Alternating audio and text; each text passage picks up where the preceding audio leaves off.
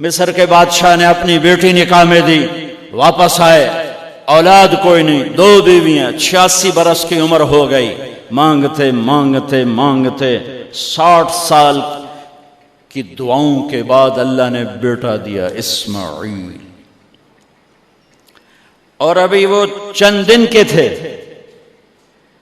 کہ اللہ کی طرف سے اشارہ ہوا، ان لے کے نکل، ان لے کے نکل۔ کدھر کدھر؟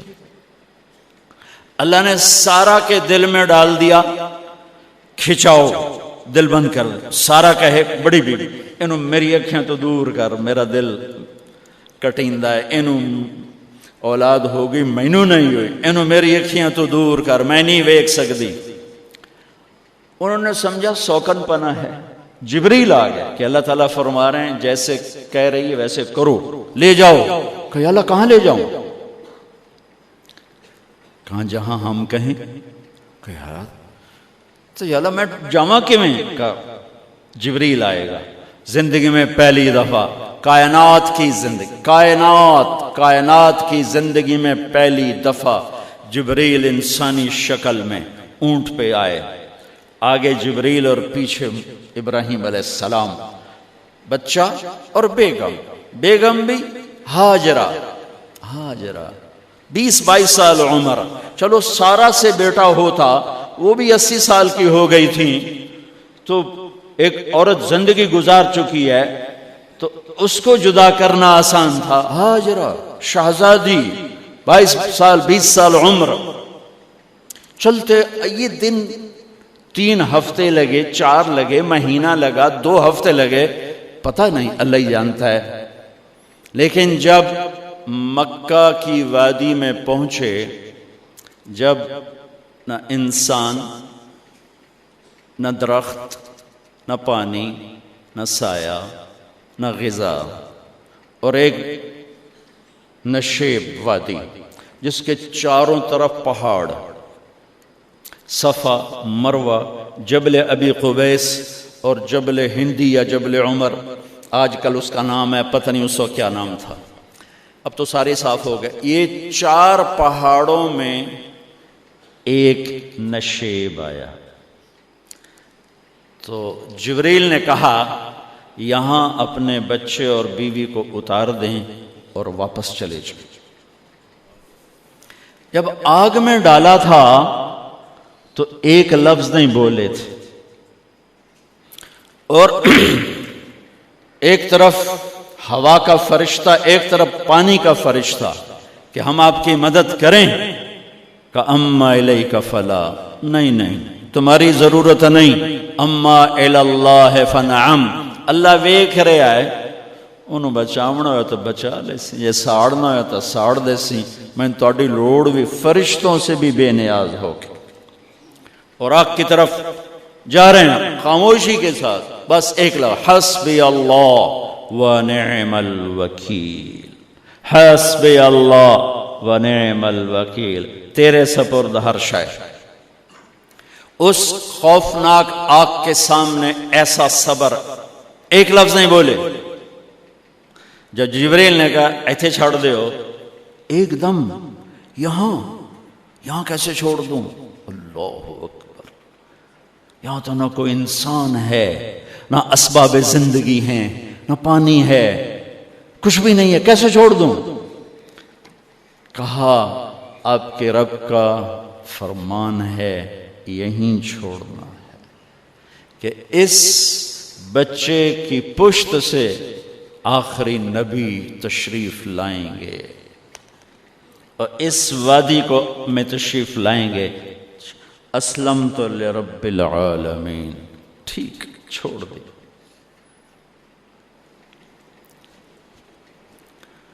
ہاجرہ تو نبی نہیں ہے نا، ہاجرہ تو شہزادی ہے۔ تو جب واپس مڑے وہ حیران ہو گئی، یہ کیا کر رہا ہے، یہ کیا کر رہا ہے؟ تو انہوں نے پوچھنا شروع کیا، اب کیا یہ کیا، مجھے کیوں چھوڑ کے جا رہا ہو؟ امر، خاموش، جواب نہیں دینا۔ بچہ گود میں ہے، تصور کرو 4000 سال پہلے دا مکہ میں کیویں وکھائی، میں آپ نہیں ویکھ سکدا، تو انہوں کیویں وکھائی؟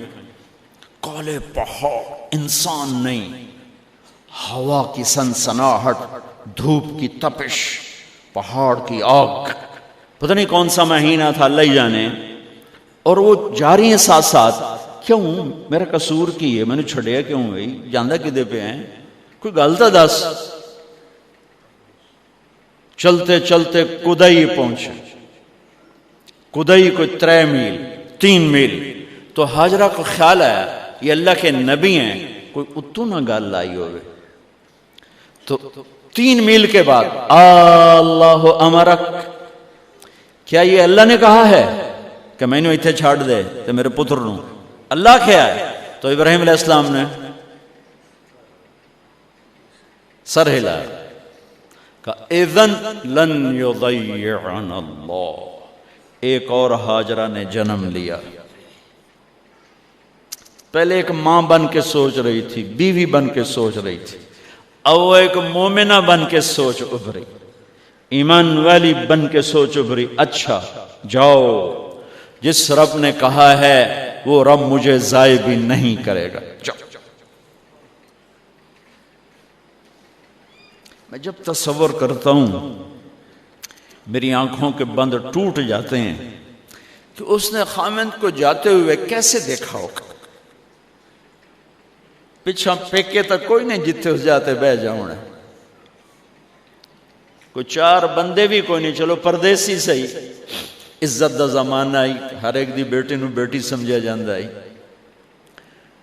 پیچھے کوئی نہیں ہے. وہ اپنے خامند کو دیکھے جا رہی ہے اور وہ پیچھے مڑ کے دیکھنے کی ہمت نہیں فرما رہے ہیں. جب وہ چلتے چلتے پہاڑ کی چوٹی سے نیچے اترے، پھر وہ بوجھل قدموں سے واپس ہوئی. میں الفاظ کہاں سے لاؤں کہ اس چال میں درد دل میں ہوتا ہے. مجھے لگتا ہے ان کے رومے میں درد تھا. جن پتھروں پہ قدم رکھ رہی تھیں وہ بھی رو رہے ہوں گے اس وقت. جو ہوا ٹکرا رہی ہوگی وہ بھی دھاڑے مارتی ہوئی گزرتی ہوگی. چمکتا سورج آگ برساتا ہے، وہ آنسو برسا رہا ہوگا اس وقت. اور ابراہیم جیسی ہستی، عزم کے پہاڑ، صبر کے پہاڑ، جب پہاڑ سے نیچے ہوئے تو ایک دم اونٹ سے چھلانگ لگا تھا. بیوی نے نہیں دکھایا. جب نیچے ہو گئے، بیگم غائب ہو گئی، پہاڑ سے نیچے اترے، پھر یوں منہ کر کے ہاتھ اٹھائے، ربنا انی اسکنت من ذریتی بواد غیر ذی زرع عند بیتک المحرم. میرے رب تو میں نے امر کیتا ایتھے چھڑ، اے جنگل، نہ بندہ نہ پرند، میں چھڑ کے اے جاندہ پیا. اسلمت لرب العالمین. ابراہیم علیہ السلام کی زندگی پیغام ہے. ہمیں بیوی بچے چھوڑنے کو نہیں کہہ رہا، ہمیں کہہ رہا ہے جھوٹ چھوڑو، فحاشی چھوڑو، بدماشی چھوڑو، بددیانتی چھوڑو، خیانت چھوڑو، شراب چھوڑو، بدکاری چھوڑو، جوا چھوڑو، ظلم چھوڑو. ہم سے یہ مطالبہ، چھوٹا جا مطالبہ ہے. ابراہیم کے آگے تو 2 بیویاں اور بیٹھی تھیں، ایک سارا، ایک مدین کی ماں، 2 بیویاں. فلسطین کی بستی آباد، سرسبز. ہاجرہ کے پاس کیا تھا؟ کالے پہاڑ، پانی بھی کوئی نہیں ہے. مجھے خیال آتا جب رات آئی ہوگی تو رات کا اندھیرا، پہاڑوں کا اندھیرا، کالے پتھروں کا اندھیرا، گہری وادی کا اندھیرا، ان سارے اندھیروں میں ایک عورت کا تصور کرو، معصوم بچے کو گود میں لے کے جب بیٹھی ہوگی تو تاروں نے ابھر کے دیکھا ہوگا کہ یہ کون مائی ہے. تاروں کو مسکراہٹ سے تشبیہ دی جاتی ہے. میں کہتا ہوں اس رات تارے بھی روئے ہوں گے، چاند بھی حیران ہوگا، ایک چکرے کون بی بی بیٹھی ہوئی ہے. اس مائی کی رات کیسے گزری، آنے والا گرم دن کیسے گزرا، پانی ختم ہوا، بچے کی ایڑیاں اور آہو بکا. اللہ زمزم پہلے کیوں نہ کٹیا؟ اللہ کو پتا تھا میں نے زمزم نکالنا ہے. پہلے کیوں نہیں کڑیا؟ انہوں روایا کیوں؟ ماں نو دوڑایا کیوں؟ صفا مروہ پھر سینہ پاٹ گیا۔ یہ میرے اللہ نے دنیا کو امتحان کی جگہ بنایا ہے۔ وہ الف لام میم احسب الناس ان يتركوا ان يقولوا آمنا وهم لا يفتنون ولقد فتنا الذين من قبلهم فليعلمن الله الذين صدقوا وليعلمن الكاذبين۔ میں تسی کلمہ پڑھا ہے نا میرا، اب میں امتحان لوں گا۔ تسی پہلی تو دوئی چ نہیں جاون دین دیو جب تے امتحان پاس نہ کرے۔ پہلی تو دوئی بھی کوئی کلاس ہوندی نہیں، امتحان دیو پاس ہو گئے چلو ہن دوئی بہاؤ، نہیں پچھا لے جاؤ۔ ہے میرا اللہ کہتا تمہیں جنت دینی ہے، اپنی رضا دینی ہے، تھوڑا تو میں نو کھڑکاون دیو، کچھ تو میں کھڑکاواں گا، لیکن اوئے ہائے اتنا نہیں۔ جب میں صفا مروہ چلتا ہوں تو مجھے اماں ہاجرہ کا خیال آتا ہے کہ ہم تو گیلری میں چل رہے ہیں بڑے آرام سے، وہ تو ایک پہاڑ پہ چڑھتی اترتی، دوسرے پہ چڑھتی اترتی، انہیں پتا تھا اللہ کی قسم کوئی انسان نہیں، لیکن بچے کو تڑپنا دیکھ نہیں رہی ماں، دیکھنے کی جرت نہیں ہے۔ صفا مروہ صفا مروہ صفا مروہ صفا مروہ، 7 چکر کے بعد نا وہ ہمت جواب دے گئی۔ اگر ہمت ہوتی تو شاید وہ اور چلتی، اور بے بس ہو کے گری ہیں، اور آخری نظر بیٹے کو دیکھنا چاہا کہ میں ایتھے مر جاواں او اتھے مر جاوے، نہ او میرا مرنا ویکھے نہ میں او دا مرنا ویکھ۔ جس امت کی بنیاد اتنی بڑی قربانی پر ہو، وہ امت کہے سود کے بغیر گزارا نہیں، جھوٹ کے بغیر گزارا۔ سارے بازار کے تاجروں سے پوچھو، کہتے ہیں جھوٹ کے بغیر دکانداری۔ اس سارے میں وکیلوں کو کیا کہوں، قانون ہی کالا ہے، وہ کہتے ہیں جھوٹ کے بغیر کیس نہیں۔ سیاستدانوں سے پوچھو، جھوٹ کے بغیر سیاست نہیں۔ کہاں سے لائے ہو یہ علم؟ کس کو جھٹلا رہے ہو؟ اپنے نبی کو؟ کون سے پیمانے بنا دیے تم نے؟ تو کلمہ توحید و رسالت کے، عشق رسول کے کون سے پیمانے بنائے ہیں؟ میرے نبی نے فرمایا میرا امتی ہر گناہ کر سکتا ہے، ایک جھوٹ کبھی نہیں بولے گا، ایک دھوکہ کبھی نہیں دے گا۔ سارا پاکستان جھوٹ اور دھوکے کا گٹر بن گیا ہے۔ بازار، شہر، دیہات، منڈیاں، فیکٹریاں، وزارتیں، صدارتیں، دفاتر، عدالتیں، جس ملک کی عدالت ظلم و ستم پر اٹھ رہے ہو، میں کتھے جا کے ہنج کڈھا، کتھے جا کے ٹکر مارا۔ یہ ہاجرہ کا قصہ اس لیے ہے کہ اللہ پر ہر چیز قربان کرو۔ قربان نہیں، اللہ ہر ایک سے نہیں لیتا، وہ حسین جیسوں سے لی، وہ ابراہیم جیسوں سے لی، وہ صحابہ سے لی۔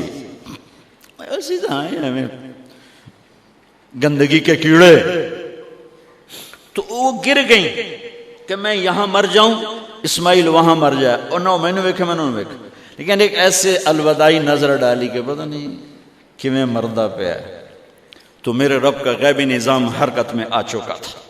ایک خوبصورت جوان کو دیکھا جو وہاں کھڑا ہوا ہے، تو ماں کی ممتا نے پھر انگڑائی لی اور پھر دوڑی، ساری تھکاوٹوں کو بھلا کر، پھٹے ہوئے سینے کو بھلا کر قریب آئیں تو وہ تو غائب ہو چکا تھا۔ جبریل انسانی شکل میں پر مارا، بچے کی ایڑیوں سے زمزم نکالا، پانی کا چشمہ نکالا،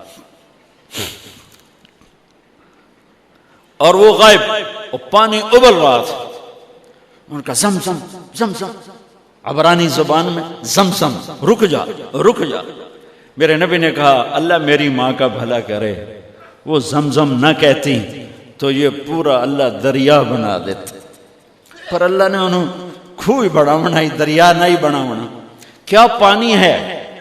کنویں کا پانی کھڑا ہو، بیچ میں مینڈک پیدا ہو جاتے ہیں، کیڑے پیدا ہو جاتے ہیں، کتنے پونگ پیدا ہو جاتے ہیں، مچھر پیدا ہو جاتے ہیں، اس میں گھاس نکل آتی ہے، کائی نکل آتی ہے، ساری دنیا میں پھر کے جاؤ دیکھو، واحد زمزم کا کنواں ہے جس میں مینڈک پیدا نہیں ہوتا، کیڑے پیدا نہیں ہوتے، پونگ پیدا نہیں ہوتے، کوئی مچھر پیدا نہیں ہوتا، کوئی گھاس پیدا نہیں ہوتا، کوئی کائی پیدا نہیں ہوتی، صاف شفاف.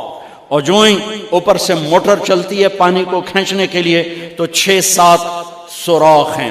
سب سے بڑا سوراخ بیت اللہ کی طرف ہے، حجر اسود کی طرف ہے، اس سے پانی ابلتا ہے طوفان کی طرح، اور جو ہی موٹر بند ہوتی ہے تو وہ چشمے کا پانی، وہ سوراخوں سے پانی بند ہو جاتا ہے.